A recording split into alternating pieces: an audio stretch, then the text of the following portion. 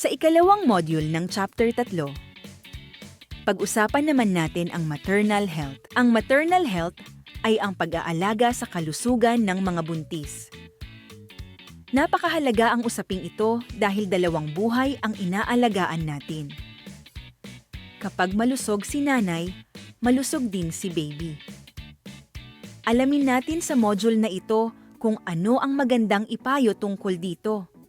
Gamit ang flip chart, ibahagi sa audience ang ibig sabihin ng antenatal check-up. Ito ang pagpapasuri ng isang ina habang buntis para masigurado ang kaligtasan at kalusugan ng kanyang anak.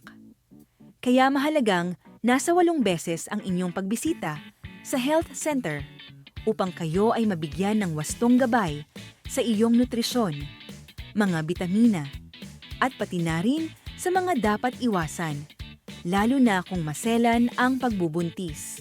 Sa antenatal check-up, malalaman sa healthcare worker ang mga serbisyong pangkalusugan na dapat matanggap ng isang nagbubuntis upang matiyak na ligtas ang pagbubuntis. Kapag madalas ang check-up, tataas ang tiyansang maging maayos ang pagbubuntis at panganganak at magiging malusog si baby. Tandaan, isang check-up sa unang trimester ng pagbubuntis. 2 check-ups sa pangalawang trimester ng pagbubuntis.